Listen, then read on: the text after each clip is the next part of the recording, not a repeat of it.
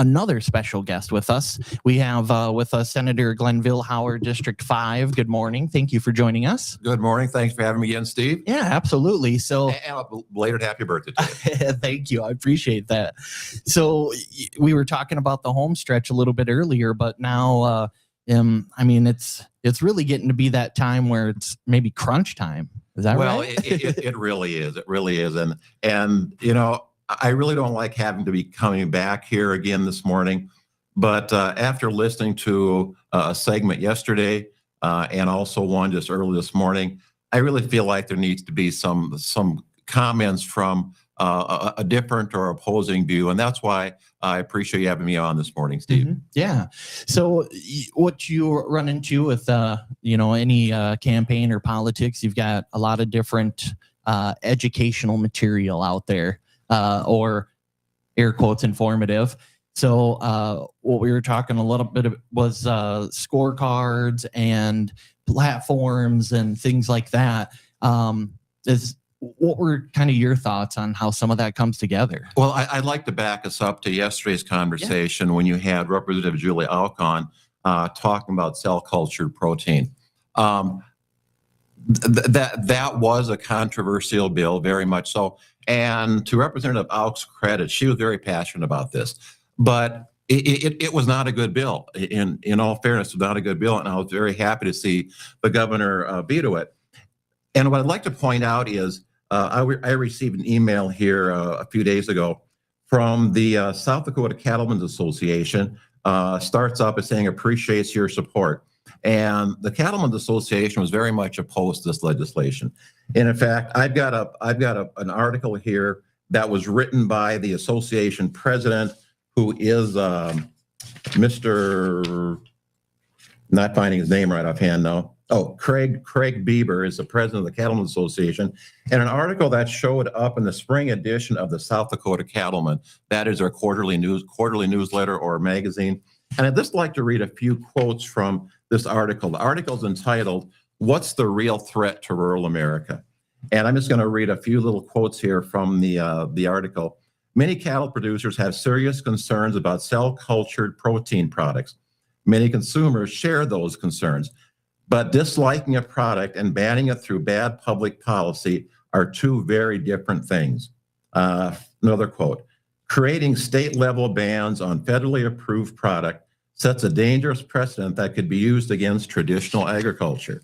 Another quote a little bit further on, "The moment states begin restricting products based upon political preferences rather than sound policy, it opens the door for retaliatory actions that could directly target South Dakota producers and limit access to critical markets." Another quote, "South Dakota ag has long depended on consistent interstate commerce and open markets. Producers cannot simultaneously argue for free and fair access to markets while supporting state-level bans that undermine those same principles."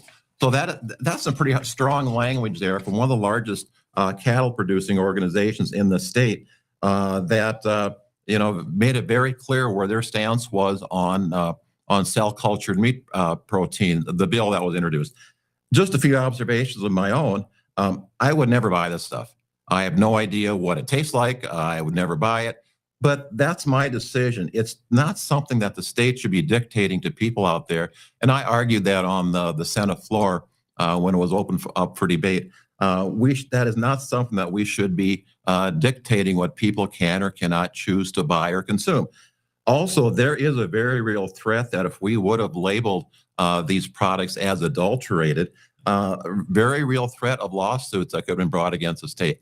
And I didn't want to be responsible for bringing legal action at the state, which could potentially result in some large, legal fees. Also, I won't touch the China conspiracy theory that was mentioned yesterday. I don't know about that. To me, it was not a factor in my thinking when we debated the bill on the floor. But something that was brought out yesterday was the potential health concerns that were raised from this stuff.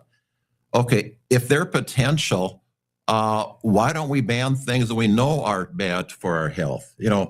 Ban alcohol, cigarettes, ice cream, fried chicken. We know these things are not good for us health-wise. So here we want to ban something that has the potential of being a health threat. So to me, it was the right thing to do to vote no.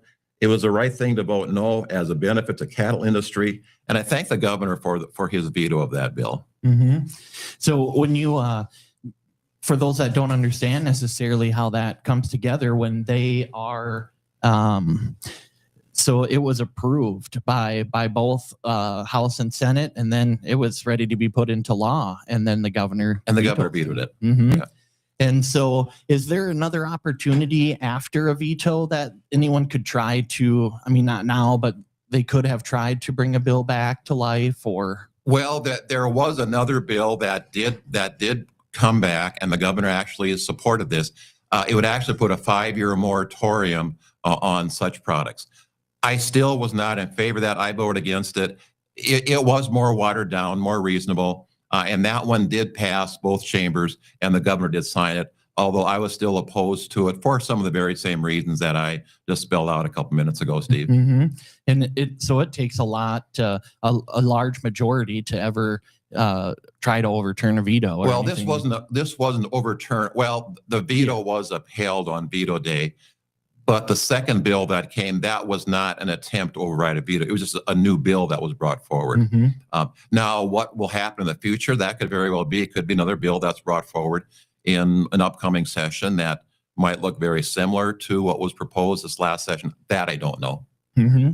So also, when you talk about different information that's out there, we've done some interviews and gotten information sent to me on like the scorecards and like voting records, which people can check on my LRC, which is an awesome tool I use to track everything. But did you have some thoughts on kind of how some of that gets put together as well? Absolutely.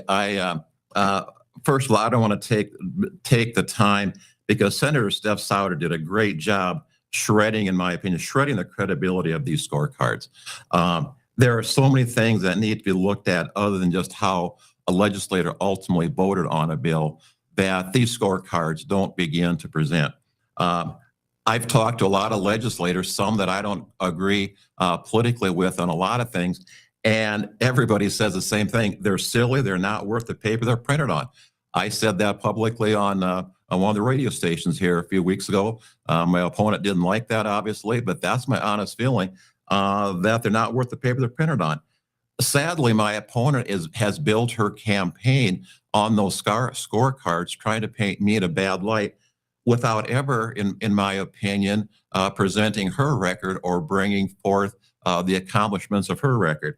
So that's unfortunate. And if we want to talk about scorecards, I'd like to see scorecards that are put out there that see how what the rankings would have been like. I think of public safety, for example. How I voted on the prison vote, for example, versus my opponent. There's a bill that would ban sanctuary cities. My opponent was the only Republican that voted against that. Healthcare. I'd like to see how the scorecard would look relative to healthcare when my opponent voted against the Rural Health Transformation Program. Public education, how the scorecard would look, especially looking at her concerns or her votes on the Lake Area Tech funding, especially a year ago. Our support of our military and our veterans. I'd love to see those scorecards because I know I would score very, very high. But again, overall, whichever way you want to look at this, trying to rank somebody's ability as a viable legislator based upon a few hand-picked, cherry-picked bills, when one side or another is trying to paint a particular image of a candidate, that is not fair to the people. When you just throw this and stick it in their face, and they try to have to make heads or tails out of it. When again, they're just silly. They're not worth the paper they're printed on, and it's just not a fair way of ranking a candidate. I'll say the only scorecard I care about is the Watertown scorecard. I've helped our schools, Lake Area Tech, Regions Economy. If you want to know what special interest groups think, look at the scorecards. But if you want to know how a dedicated leader for Watertown performs, look at my voting record, Steve, and get away from those darn scorecards because they are worthless. And having said that, I'll go back to my record that I pointed out yesterday. I am so proud of my record and the things that I have accomplished along with my colleagues in the Senate the last couple of years, and I stand by my record. And you say it so often that you don't build yourself up by trying to tear somebody else down. And I've always been a positive person. I'm always a half glass half full sort of person, and I'll stand by my record. I'm proud of it, and I'll work hard to represent the people of District 5 in this next legislative session and in this next 2 years. Well, and I think too, you've mentioned it in the past, but anytime you have a question on something, it's maybe best to go right to the source. And you've welcomed people to reach out online and ask why you voted the way you did, and so on. So, from the horse's mouth, they say. So, yeah. So you've got Facebook page, you've got a website out there, and people can check that out to even see what you've talked about, because I know you've shared some of the bills that were passed and some thoughts on that too. So is there anything else that kind of sticks out? I would just say I plead for people to get out and vote either now or between now and June 2nd, whether it's, I guess you haven't got a whole lot of days today and Monday for early voting yet, and then get out to vote on June 2nd, because that is such a precious privilege that we have, that it's unfortunate that people don't take advantage of it. I received an email this morning from someone that was referencing voting, and I believe it was referencing someone from Australia, where in Australia voting is compulsory, that you have to vote. And I don't want to go down that road in this country, but again, please take advantage of your privilege to vote, and because that is so precious. Yep, I've always said if you didn't vote, you just got to live with what we got. So absolutely. So thanks again for the time this morning, Steve. And you bet. Absolutely. Well, that is your Senator for District 5, Glen Vilhauer, and candidate to continue for re-election. Vote June 2nd, and we appreciate you coming in and sharing that time with us. Thank you, Steve. You bet. We'll get back to some music here on Northeast Radio SD.